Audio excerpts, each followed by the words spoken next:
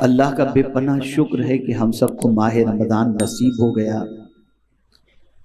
पहली तरावी का शर्फ भी हमने हासिल किया। आप नहीं जानते कि ये तरावी, उसमें खड़ा होना और थोड़ी देर की बज़ाहिर इस तकलीफ की बुनियाद पर अल्लाह कितनी राहतें अता फरमाता है कि आक़ाए करीम सल्लल्लाहु अलैहि वसल्लम ने इरशाद फरमाया, मन क़ाम रमज़ान ईमानन व इहतिसाबन गुफ़िर लहू मा तक़द्दम मिन ज़म्बी। जो शख्स माह रमज़ान में क़याम किया, अल्लाह रब्बुल इज़्ज़त जल्ल जलालुहु उसके पिछले गुनाहों को माफ़ फरमा देता है। मेरे प्यारे आका सल्लल्लाहु तआला अलैहि वसल्लम के प्यारे दीवानों, गुनाह अगर इसके बारे में हम समझने की कोशिश करें तो रोंगटे खड़े हो जाते हैं। अल्लाह रब्बुल इज़्ज़त इरशाद फरमाता है, वजज़ाउ सय्यअतिन सय्यअतुम मिस्लुहा। बुराई का बदला गुनाह का बदला, और गुनाह की सजा वो अगर देना चाहे तो जैसा गुनाह होगा वैसी सजा होगी। तो हम में का कोई शख्स अपने गुनाह की सजा बर्दाश्त करने की ताकत नहीं रखता। मेरे प्यारे आका सल्लल्लाहु अलैहि वसल्लम के प्यारे दीवानों, मुक़द्दस महीने में हम दाखिल हो चुके। मुक़द्दस महीना साया फगन हो चुका, और अल्लाह ने कितना करम हम पर फरमाया कि इस मुक़द्दस माह की बरकतों को खूब हम हासिल करें।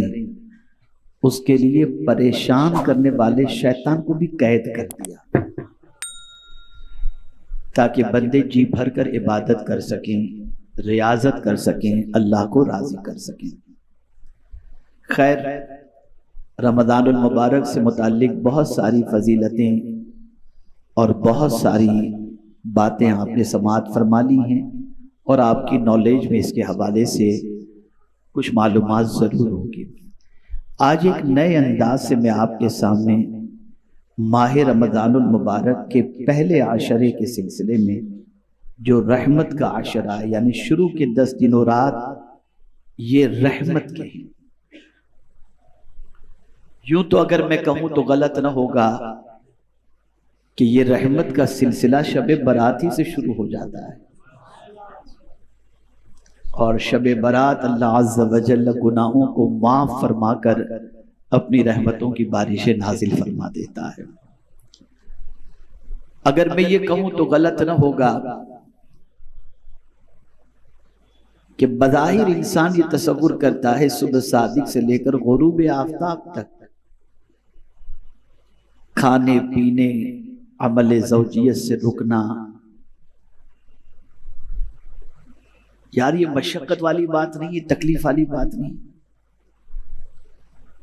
तो मैं आपको बताऊं, बज़ाहिर नजर आने वाली और पेश आने वाली इस थोड़ी तकलीफ के बाद की राहत को अगर देखें तो मैं सिर्फ एक मिसाल के जरिए आपको समझा दूं। हम गंदे हैं, गुनाहों से हमारा दामन आलूदा है। सर के बालों से लेकर पैर के नाखून तक हम गुनाहों की गंदगी में डूबे हुए हैं। अल्लाह हमें पाक करना चाहता है, और ये सिर्फ मिसाल समझने समझाने के लिए है। एक बच्चा जब गंदा हो जाता है और गंदगी से आलूदा हो जाता है, तो माँ जब अपने बच्चे को साफ करती है तो बच्चा चीखता है, बच्चा चिल्लाता है। लेकिन जब वो साफ सुथरा हो जाता है, फिर उसके बाद वो इस तरह से सोता है कि जैसे गहरी नींद वो सो रहा हो, और उसके बाद उसे सुकून की नींद आती है। गंदगी में सुकून की नींद भी नहीं आती, गंदगी में उसे राहत भी नहीं होती, गंदगी में वो रोता भी रहता है। लेकिन जब माँ उसको अच्छी तरीके से धुला देती है, साफ कर देती है, अच्छे कपड़े पहना देती है, पाउडर लगा देती है, खुशबू लगा देती है, बदबू उसके बदन से नहीं आती, फिर उसकी पोजीशन ऐसी होती है, ऐसी गहरी नींद वो सो जाता है कि जैसे कोई सुकून से सोया हुआ हो। बस ये 1 महीने की हमारी सफाई का प्रोसीजर है, और इससे हमारे गुनाह इस तरीके से इंशाअल्लाह साफ हो जाएंगे कि उसके बाद अगर हमने अपने दामन को गुनाहों से आलूदा न किया और ईमान पर हमारा खातिमा हुआ तो इंशाअल्लाह अज़ीम कब्र के अंदर इस तरह से सोएंगे कि आला हजरत अजीमुल बरकत इमाम इश्क व मोहब्बत के शेर की रोशनी में सोते हैं, इनके साए में कोई हमें जगाए क्यों। यूं तो आप बकायदे हयात भी अगर मदीने मुनव्वरा चले जाएं तो इतनी सुकून की नींद आती है, अल्लाह अकबर। मैं अगर ये कहूं तो गलत न होगा कि यकीन माने कि जितनी सुकून की नींद मदीने में आती है, इतनी सुकून की नींद दुनिया में कहीं नहीं आती। इसको किसी ने बहुत अच्छे अंदाज से समझाया है और यूं कहा है, थका हुआ बच्चा जब माँ की गोद में सर रख दे तो उसे फौरन नींद आ जाती है। एक परेशान हाल उम्मती जब मदीने पहुंच जाता है तो हुजूर की रहमत की गोद में गोया कि उसने सर रख दिया है और अल्लाह उसे सुकून की नींद अता फरमा देता है। खैर, अब आइए समझते हैं।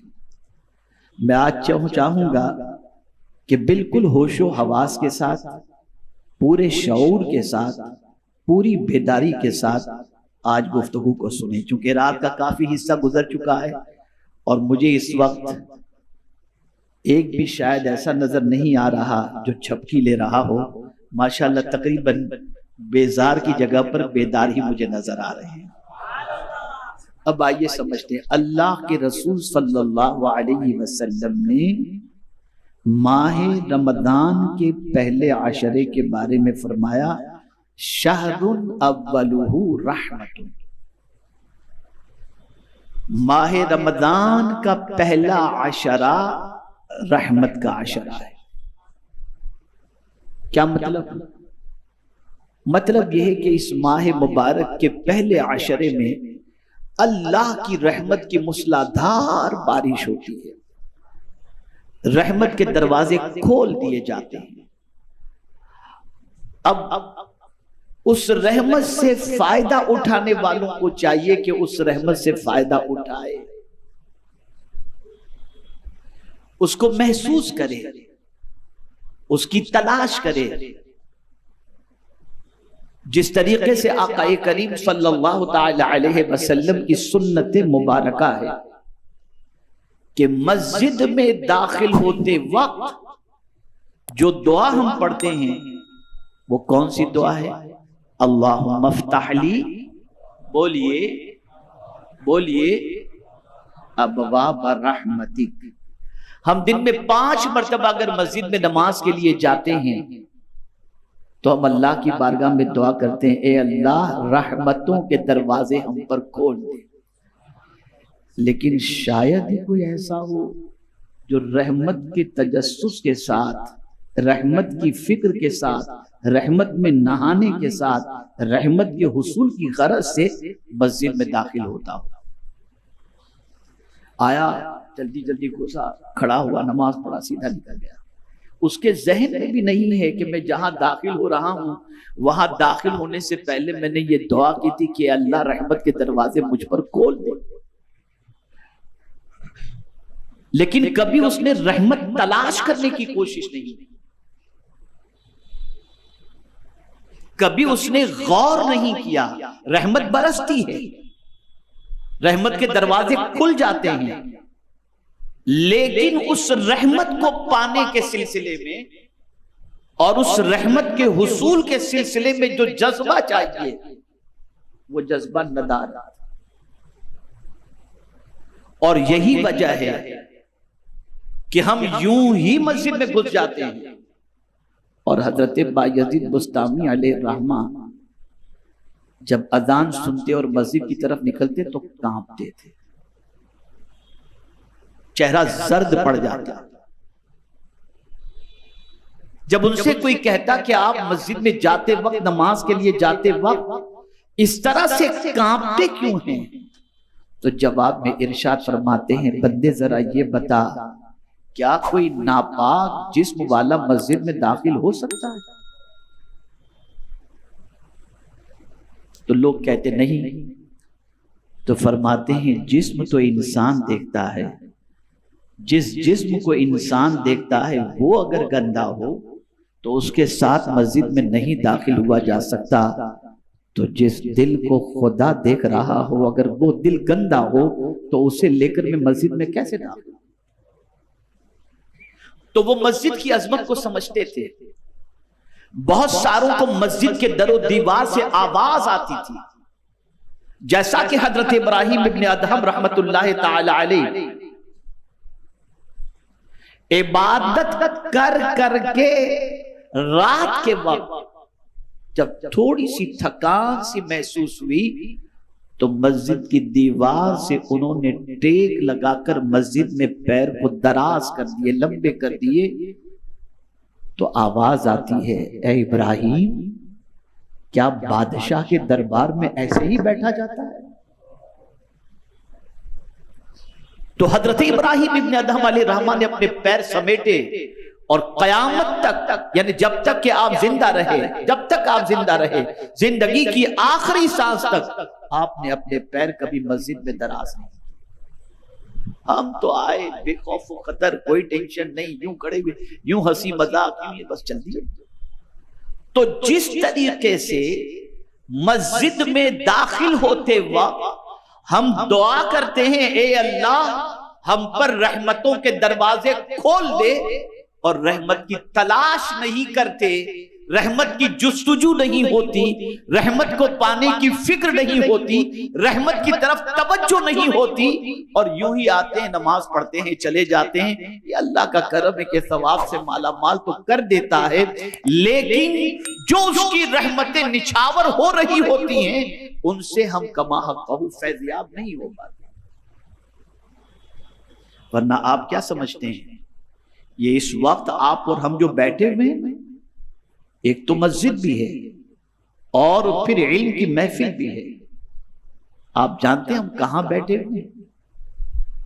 ये जन्नत तो है रुए जमीन की, बज़ाहिर हमें ये छत नजर आ रही है,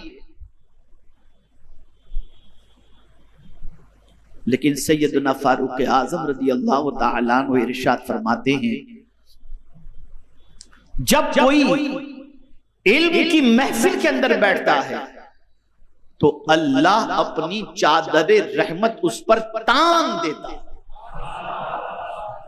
तो बज़ाहिर हम इल्म की महफिल के अंदर मौजूद हैं, लेकिन हकीकत यह है कि हम पर अल्लाह की चादर रहमत तनी हुई है।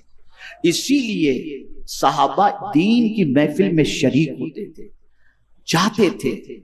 इसीलिए ऐसी महफिलों में बैठने वालों की अजमतें बयान की गई, बल्कि हदीस मुबारका में आका करीम सल्लल्लाहु अलैहि वसल्लम ने इरशाद फरमाया, आलिम बनो या तालिब इल्म बनो, या आलिम से मोहब्बत, आलिम की बात सुनने वाले बनो या आलिम से मोहब्बत करने वाले बनो, पांचवें न बनना वरना हलाक हो जाओगे। ये वो महफिलें हैं जहां अल्लाह की रहमत साया फगन होती है, लेकिन वो रहमत नजर किसको आती है? उस रहमत की बारिशों को कौन महसूस करता है? तो मेरे प्यारे आका सल्लल्लाहु अलैहि वसल्लम के प्यारे दीवानों, जिसका ताल्लुक अपने रब से और उसके प्यारे हबीब सल्लल्लाहु अलैहि वसल्लम से जुड़ जाता है और ताल्लुक मजबूत होता है। आक़ाए करीम सल्लल्लाहु अलैहि वसल्लम ने इरशाद फरमाया, शहरुन अव्वलुहु रहमतुन, माह रमजान का पहला अशरा रहमत का है। तो रहमत की मूसलाधार बारिश होती है, बेहिसाब बारिश होती है, लेकिन ऐसी बारिश के अंदर भी हम देखते हैं बहुत सारे बाहर मौजूद हैं, कोई खा पी रहा है, कोई मुज़ायका नहीं, खाने पीने की शरीयत ने इजाजत दी है, रात को खाइए, रोजे में खाने की पाबंदी है, लेकिन रात भर खाते रहना और इस मुबारक रात के अंदर और इन मुबारक अय्याम के अंदर बरकतों के हुसूल की फिक्र न करना, ये कितने बड़े ताज्जुब की बात है। असल जो है, जिनकी नजर कुरान पर होती है वो कुरान मुकद्दस की रोशनी में अल्लाह की रहमत किस किस तरीके से हासिल होती है, हम क्या करें कि अल्लाह की रहमत हम पर निछावर हो और हम उसकी रहमत के हकदार बन जाएं। इसमें कोई शक नहीं कि माह रमजान के पहले आशरे में उसकी रहमतों का नुज़ूल होता है, लेकिन परवरदिगार ने कुछ ऐसे अमाल बता दिए कि अगर बंदा उन अमाल का मुर्तकिब हो जाए तो गोया वो रहमत के समंदर के अंदर गोता लगा रहा। कुछ जैसा कि हदीस मुबारका में आकाए करीम सल्लल्लाहु अलैहि वसल्लम ने फरमाया, जैसा कि हुजूर सदर शरिया अलैहि रहमतु व रिज़वान ने बाहर शरीयत में यह हदीस नकल फरमाई है कि अगर कोई शख्स तवाफ़े काबा करते हुए तीसरा कलेमा पढ़े तो फरमाते हैं गोया वो रहमत के समंदर में चल रहा है।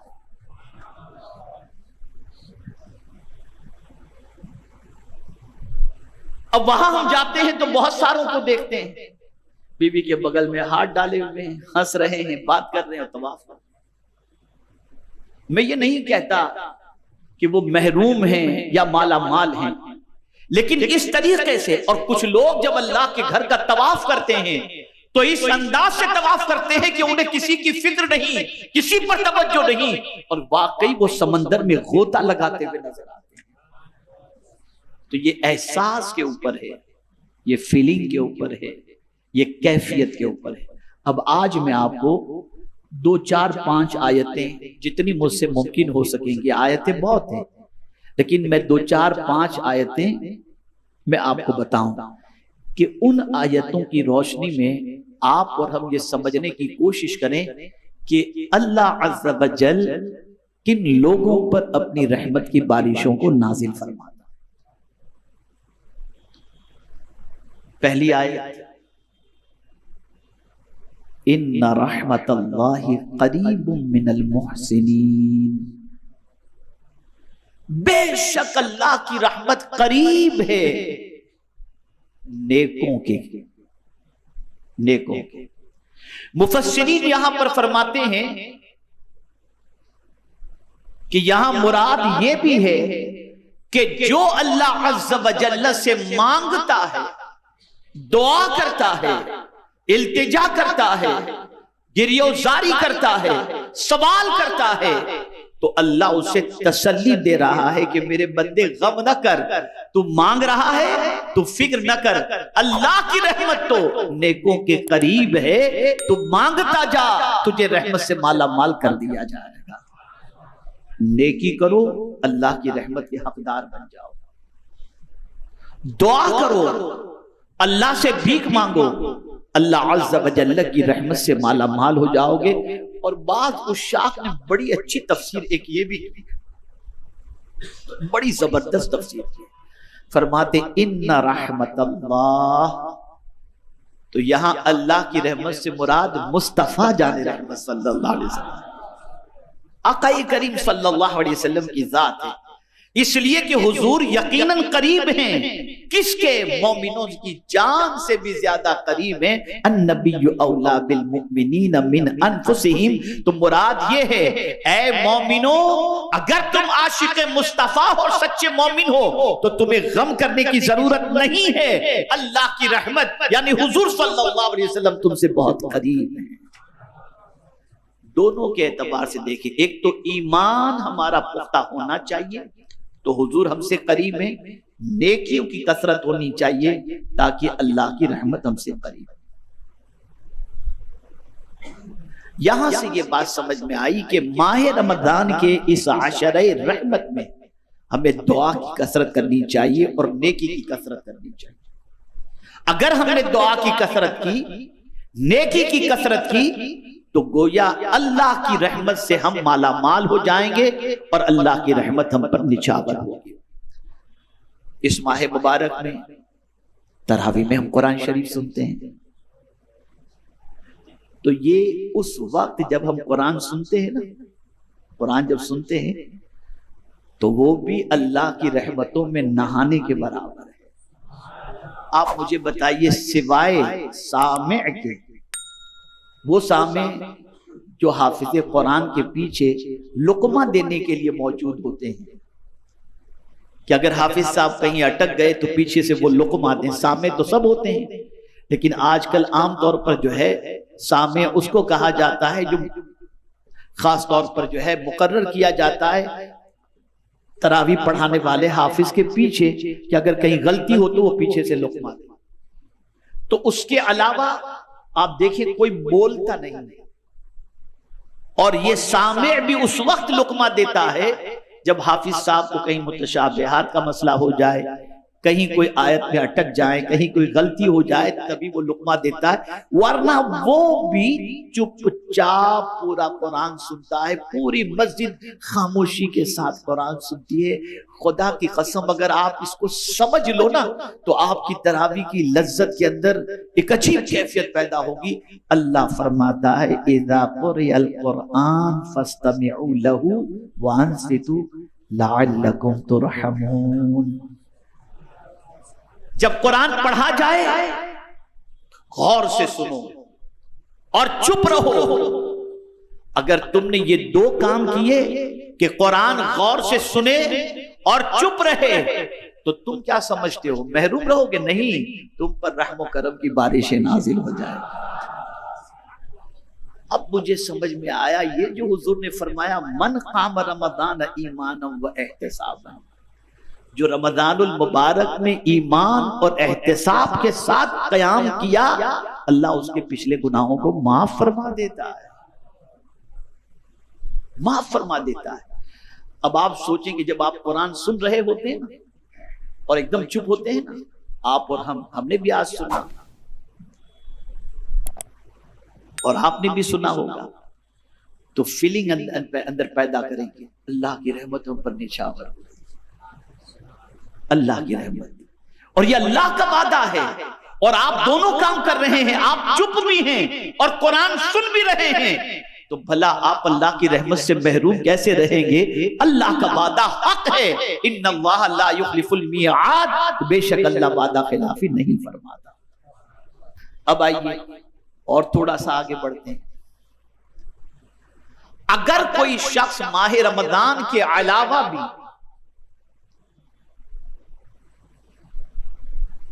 और खास तौर पर माह रमजान में अगर अल्लाह की रहमत से माला माल होना चाहता है, तो उसे एक और काम करना होगा जिसके बारे में अल्लाह ने वाज़ेह लफ्जों में फरमाया है, दो काम करो। अगर तुम ये दो काम करोगे, रहमत का सवाल करो या न करो, मेरी रहमत तुम पर निछावर हो जाएगी। वो कौन से दो काम हैं? अतीउल्लाह व अतीउर रसूल लअल्लकुम तुरहमून। अल्लाह की इताअत करो और उसके रसूल सल्लल्लाहु अलैहि वसल्लम की इताअत करो, ताकि रहम किए जाओ, तुम पर रहम करम की बारिशें नाजिल हो। आप देखें, माह रमज़ानुल मुबारक के अंदर जिसको अल्लाह की रहमत की लज्जत नसीब खास तौर पर होती है, वो अपनी जबान की भी हिफाजत करते हैं, अपनी निगाह की भी हिफाजत करते हैं, अपने ख्यालात के बारे में भी गौर करते हैं, और खाने पीने के मामले के अंदर भी अल्लाह के कानून को पेश नजर रखते हैं। हर एतबार से अल्लाह अज़्ज़ व जल और उसके रसूल सल्लल्लाहु अलैहि वसल्लम की इताअत को पेश नजर रखते हैं। और जब इन सारी चीजों को पेश नजर रखते हैं तो अल्लाह ताला उस इताअत की बुनियाद पर उन पर रहम करम की बारिशें नाजिल फरमाता है। अब इसको आप समझें, अगर मैं कहूंगा तो आपके रोंगटे खड़े हो जाएंगे। कैसी रहमत ये फरमाया गया ना, शाहरुन अव्वलु रहमतु, कैसी रहमत आपको बताऊं। कोई इबादत ऐसी नहीं जो सोते में होती हो।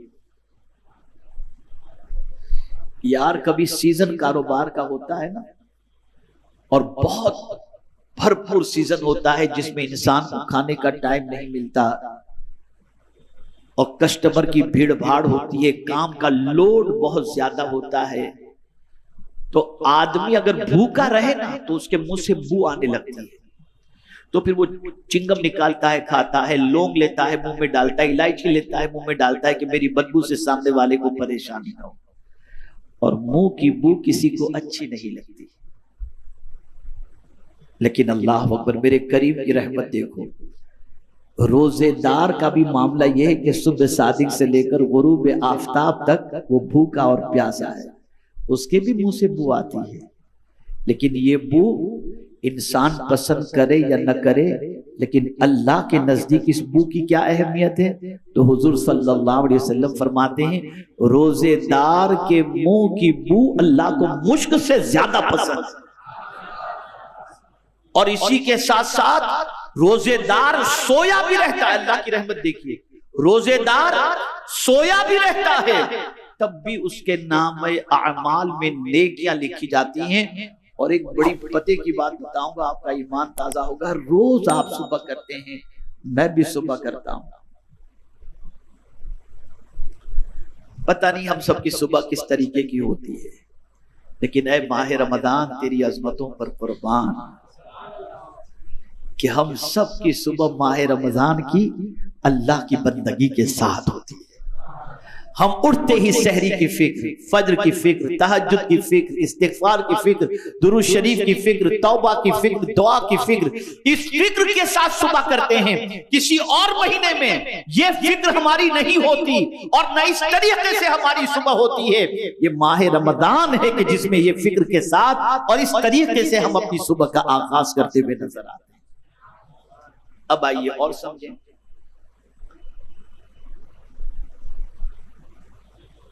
इस माह मुबारक के पहले अशरे में खास तौर पर एक दुआ करनी चाहिए, और वो दुआ कौन सी है? रब्बिग़फिर वरहम व अंत खैरुर राहिमीन। ऐ हमारे रब बख्श दे, रहम फरमा, और सारे रहम फरमाने वालों में तू सबसे ज्यादा रहम फरमाने वाला है। अब अगर कोई शख्स ये दुआ करता है, अल्लाह की बारगाह के अंदर रहमत की तलब करता है, रहमत की भीख मांगता है, तो मेरा परवरदिगार उस रहमत की भीख मांगने वाले को अपनी रहमत से इस तरह से माला माल फरमा देता है कि रब्बे कदीर जल्ल जलालुहु उस बंदे के लिए बख्शिश का परवाना अता फरमा।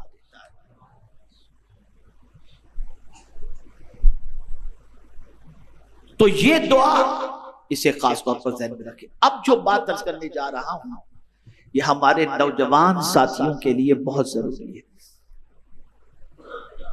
बहुत सारे माँ बाप ज़ईफ होते हैं, और ज़ईफ होने के बाद किसी को पैरालिसिस का अटैक आ गया, किसी के हार्ट का प्रॉब्लम हो गया, किसी की शुगर तेज हो गई, किसी का खाना पीना बंद हो गया। बहुत गौर से सुनिएगा जो मैं बात अर्ज करने जा रहा हूं, जिंदगी भर याद रखिएगा इसको, और इसे आपने भुला दिया तो बहुत नुकसान करेंगे आप।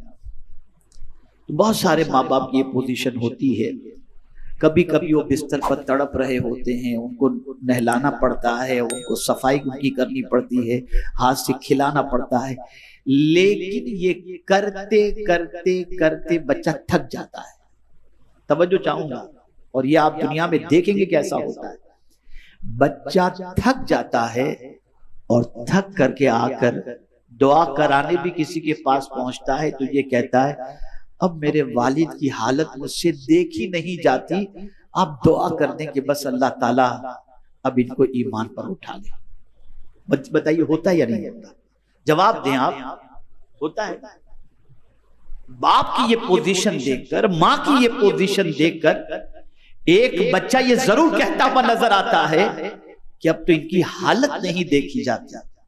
वो हालत का बहाना बनाता है, हो सकता है सही भी हो कि न देखी जा रही हो, लेकिन ये थक करके ये जरूर कहता है कि मेरे बाप की या माँ की ये कैफियत नहीं देखी जाती, आप दुआ करें कि बस अल्लाह ताला ईमान पर खातिमा फरमाए। लेकिन खुदा की कसम मैं पूरे चैलेंज के साथ कहता हूं, अगर कोई बच्चा इस बीमारी में या ऐसी बीमारी में गिरफ्तार हो कि डॉक्टर कह दे कि इसके हार्ट के अंदर हॉल है और इसकी जो है ये पोजीशन है, इसकी ये पोजीशन है, इसको ये तकलीफ है, इसको ये तकलीफ है, और कोई बाप किसी के पास जाकर के ये कहता हो कि मेरे बच्चे के लिए दुआ करो कि अल्लाह मेरे बच्चे को उठा ले, हर बाप अपने बच्चे के लिए यही दुआ करवाता नजर आएगा कि दुआ करें कि अल्लाह मेरे बच्चे को शिफाए आजिला काबिला नसीब। सोच देखिए, बच्चा तंग हो जाता है, बच्चा माँ बाप के लिए ये जरूर गुजारिश करता है, लेकिन माँ बाप कैसा ही बच्चा चुनो। मैं तो अपनी जिंदगी में सफर करता हूं, मैंने ऐसे ऐसे बच्चों को देखा है, और एक बच्चा तो ब्लैकबर्न के अंदर कारी साहब और हम लोग जाकर के देखते हैं, कभी जाने का इत्तेफाक होता है, एक दो बार हम लोगों ने जाकर देखा है, हमारे बहुत करीबी दोस्त साहबजादे हैं, लेकिन कभी उनके वालिद ने ये नहीं कहा कि आप दुआ करें अल्लाह इसे ईमान से उठा ले, नहीं, हजरत आइए दुआ कर दीजिए शायद शिफा हो जाए, शायद शिफा हो जाए। लेकिन बच्चा बाप बीमार हो और ऐसी पोजीशन में हो तो ये कहता है कि दुआ करें अल्लाह ताला मेरे बाप का ईमान पर खातिर उठा ले, मेरे बाप को जल्दी से वो ईमान से इस दुनिया से रुखसत हो जाए। ये फर्क है। अब मैं आपको बताऊं, कुरान की इस दुआ को तो जरा समझो। रहमत, कुरान मुकद्दस में अल्लाह अज़्ज़ व जल्ल ने फरमाया वक़ुर रब्बिरहमहुमा कमा रब्बयानी सगीरा। दुआ करो, क्या दुआ करो? ए अल्लाह हमारे माँ बाप पर उसी तरीके से रहम फरमा जिस तरीके से बचपने में उन्होंने हम पर रहम फरमाया था। और ये सुन लो, जो बंदा अपने माँ बाप के लिए मेहरबानी की दुआ करे, रहमत की दुआ करे, अल्लाह उस बंदे पर रहमतों की बारिशें नाजिल फरमाता।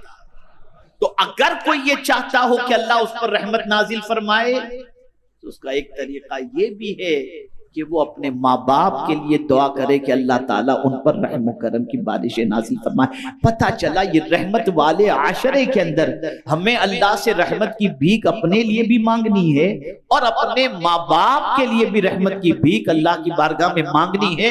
अगर हमने ये किया तो अल्लाह अज़्ज़ व जल हम पर रहम करम की बारिशें नाज़िल फरमाएगा। और तरावी के अंदर तवज्जो के साथ पूरा कुरान सुने, इंशाअल्लाह अज़ीम उस पर भी अल्लाह अज़्ज़ व जल हम पर रहमत की बारिशें नाजिल फरमाएगा।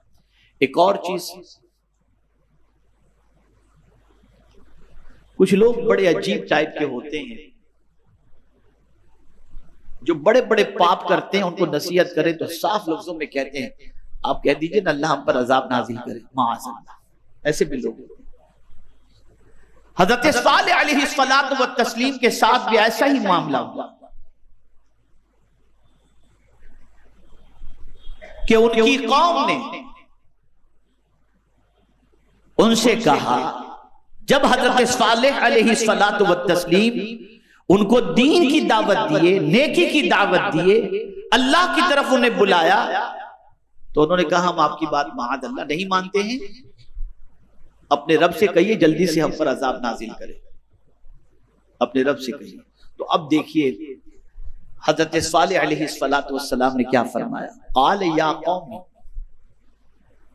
हजरत सालेह अलैहिस्सलाम ने अपनी कौम से फरमाया, है मेरी कौम, लिमा तस्तअजिलून बिस्सय्यअति क़ब्ल अल हसनात, बुराई के तलब करने में जल्दी क्यों करते हो नेकी से पहले? यानी अजाब मांगने के अंदर जल्दी क्यों करते हो?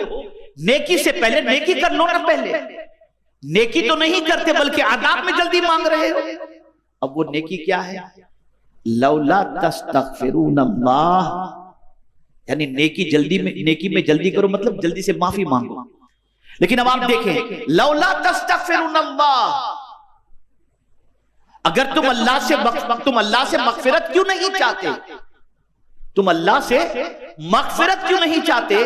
तो अब सवाल ये पैदा होता है कि अगर अल्लाह से मगफिरत चाहें तो अल्लाह क्या अता फरमाएगा? तो कुरान कहता है लौला तस्तगफिरूनल्लाह लअल्लकुम तुरहमून, अल्लाह से मगफिरत क्यों नहीं चाहते? ताकि अल्लाह तुम पर रहम फरमाए। पता चला अगर कोई अल्लाह से मगफिरत चाहता है तो अल्लाह उस पर रहम करम की बारिशें नाज़िल फरमाता है। तो इस माह मुबारक के पहले आशरे के अंदर अल्लाह से मगफिरत चाहो, और मगफिरत चाहने पर अल्लाह रहम करम की बारिशें नाजिल फरमाता है। अल्लाह से रहम करम की भीख मांगो, अपने वालिदैन के ऊपर रहम करम की भीख मांगो, अल्लाह की इताअत करो, अल्लाह के रसूल सल्लल्लाहु अलैहि वसल्लम की इताअत करो, कुरान सुनो, गौर से सुनो। ये सारे वो काम हैं कि इन कामों के करने पर अल्लाह अज़्ज़ा व जल्ल रहमतों का हकदार भी बना देता है और रहमतों से माला माल भी फरमा देता है। बस एक आखिरी आयत आपके सामने पेश करूं,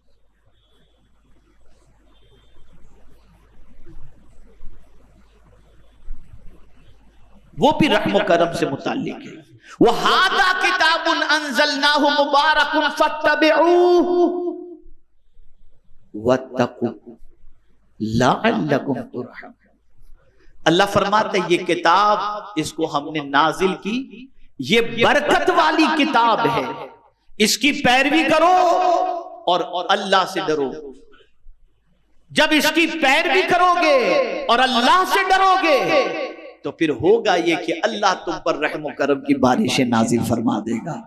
तो मेरे प्यारे आका सल्लल्लाहु ताला अलैहि वसल्लम के प्यारे दीवानों, हमें ये सारे काम करने हैं जिसकी वजह से अल्लाह की रहमतों को हम हासिल भी कर सकें। यूं तो अल्लाह की रहमतें हम पर निछावर हो रही हैं, क्या गुनहगारों परहेजगार हर एक के ऊपर अल्लाह की रहमतें निछावर हो रही हैं, लेकिन महसूस वही करता है जिसके अंदर एहसास होता है और जिसका लगाव अपने रब और उसके हबीब सल्लल्लाहु अलैहि वसल्लम से बेपनाह होता है। और उसकी दलील के तौर पर मेरे आका सल्लल्लाहु अलैहि वसल्लम की एक हदीस शरीफ आपकी समाअतों के हवाले कर लूं, जिससे आप महसूस कर सकेंगे कि ये माह रमजान कितनी बरकत वाला महीना है। आका करीम सल्लल्लाहु अलैहि वसल्लम फरमाते हैं, अगर तुम्हें मालूम हो जाए कि माह रमजान कितनी बरकत वाला महीना है तो तुम तमन्ना करोगे कि 6 महीने रमजान रहे। और यहां क्या हाल है यार, अब तो 1 महीना भूखा रहना पड़ेगा, जल्दी से रुखसत हो तो खाएं पिए, इल्ला माशाअल्लाह। वजह क्या है कि हमारे पास वो आंखें नहीं कि इसमें उतरने वाली बरकतों को देख सके, हमारे पास वो निगाह नहीं कि इसमें उतरने वाली रहमतों को देख सके। जिस महीने का इंतखाब अल्लाह ने अपनी किताब के नुज़ूल के लिए किया और जिस महीने में एक रात ऐसी अता फरमाई जो 1000 महीनों से अफजल हो, तो हम और आप अंदाजा लगा सकते हैं कि यह महीना कितनी बरकत वाला होगा। लेकिन अफसोस, 100,000 अफसोस, हमारी जिंदगी गफलतों में गुजरती है और हम गहराई में जाकर समझने की कोशिश नहीं करते। मेरे प्यारे आका सल्लल्लाहु अलैहि वसल्लम के प्यारे दीवानों, अल्लाह की रहमत के हुसूल के सिलसिले में जिद्दोजहद करो, रहमत पाने के लिए कोशिश करो। और दुआ की जब कोई कसरत करता है, बहुत दुआ करें, इस माह मुबारक में खूब दुआ करें, जी भर करके दुआ करें। और दुआ में कतई तौर पर हिचकिचाएं भी नहीं और दुआएं मुख्तसर भी नहीं, खूब जी भर कर अपने रब से मांगे।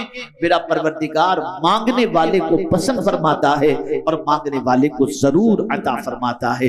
तो इस माह मुबारक में दुआ की भी कसरत करें, इस माह मुबारक में खैरात और सदकात की भी कसरत करें। मान मुझे एक हदीस याद आ गई, वो भी रहमत से मुताल्लिक है, और वो ये है, इरहमु मन फिल अर्द यरहमु मन फिस समा। जो जमीन वालों पर मेहरबानी करता है, आसमान का खालिक उस पर मेहरबानी करता है। पता चला जमीन वालों पर इस माह मुबारक में रहमत मेहरबानी करते चले जाओ, जमीन वालों पर हम मेहरबान होंगे, आसमान का खालिक इंशाल्लाह हम पर मेहरबान होगा। तो उसकी मेहरबानी को पाने के लिए जमीन वालों पर मेहरबानी करना होगा।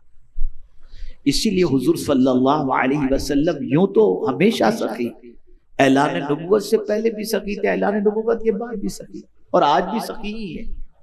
इसी को मेरे आला हज़रत कहते हैं, वाह क्या जूदो करम है शहे बता तेरा, नहीं सुनता ही नहीं मांगने वाला तेरा। और फिर सखावत के बारे में आला हजरत ही का हक है ये कहना, इसलिए कि उन्होंने बहुत कुछ पाया था।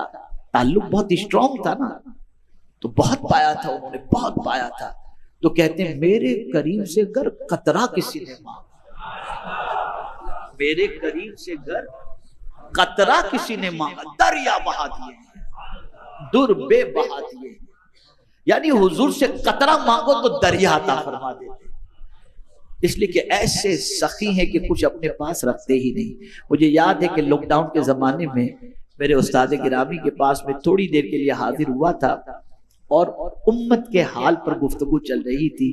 कारोबार सबके बंद, घर में राशन पानी। मैंने बहुत सारे ऐसे लोगों को देखा जिनकी पोजीशन ऐसी थी कि महीने में उनकी दुकान का किराया 1.5-2 लाख रुपया आता था, लेकिन दुकानें बंद, किराया नहीं आ रहा है, घर चलाना मुश्किल हो रहा था। ऐसे भी लोग मैंने देखे।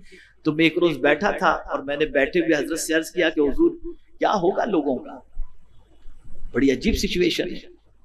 तो कहा तुमने आला हजरत को नहीं पढ़ा? मैंने कहा हजरत पढ़ा है आला हजरत, कि मैं क्या और मेरा पढ़ना क्या? कहा आला हजरत ने क्या कहा है, करीम ऐसा मिला कि जिसके खुले हैं हाथ और भरे खजाने। करीम ऐसा मिला कि जिसके खुले हैं हाथ और भरे खजाने। बताओ ए मुफलिसों के फिर क्यों तुम्हारा दिल इस्तिराब में है? जब ऐसे सखी हमें मिले हैं जो लुटाते ही हैं और उनके पास खजाना मौजूद है, तो फिर तुम्हें बेकरार होने की जरूरत क्या है? मुस्तफा जाने रहमत तो अपने गुलामों की भूख देख ही नहीं सकते, देख ही नहीं सकते। तो ए रसूल आज़म सल्लल्लाहु ताला अलैहि वसल्लम के दीवानो, हुजूर सल्लल्लाहु अलैहि वसल्लम यूं तो बहुत सखी, लेकिन माह रमजानुल मुबारक के हवाले से सहाबा फरमाते हैं कि माह रमजान में हुजूर की सखावत का हाल ये होता कि तेज हवाओं से भी ज्यादा हुजूर सखावत फरमाया करते थे।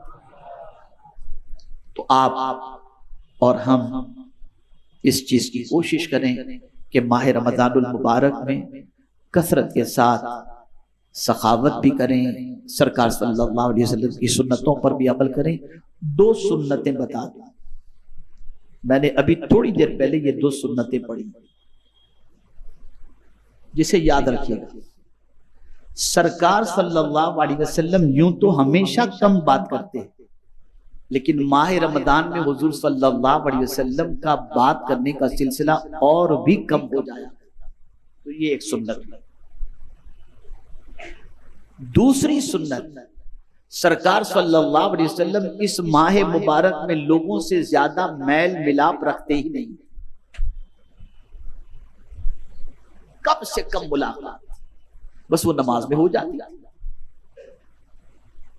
बाकी ज्यादा मेल मिलाप, जैसा कि हम लोग चल होटल पे मिलेंगे न, चल होटल में मिलेंगे न, चल इधर मिलेंगे ना। इसलिए कि जहां मिले वहां खुराफात, फुजुल बातें, इधर की उधर की बातें, टाइम जाया होगा। तो मेरे प्यारे आका सल्लल्लाहु अलैहि वसल्लम के प्यारे दीवानों, इस माह मुबारक के इस पहले आशरे में जो काम करना है वो ये है, दुआएं कसरत से करें, कुरान शरीफ पढ़ें, कुरान शरीफ सुनें, इसी के साथ साथ अल्लाह और उसके रसूल की इताअत करें, इसी के साथ दुआ कसरत से करें, इसी के साथ जमीन वालों पर मेहरबानी करें, इसी के साथ अपने माँ बाप के लिए अल्लाह की बारगाह में रहम करम की भीख मांगे। ये सारे वो अमाल हैं कि अगर हम इस आशरे के अंदर ये काम करेंगे तब भी अल्लाह रहमत के दरिया हम पर बहा देगा, और जब भी करेंगे तब भी अल्लाह हम पर रहम करम की बारिश नाज़िल फरमाएगा। वमा अलैना इल्लल बलागुल मुबीन। अस्सलामु अलैकुम व रहमतुल्लाहि व बरकातुहू।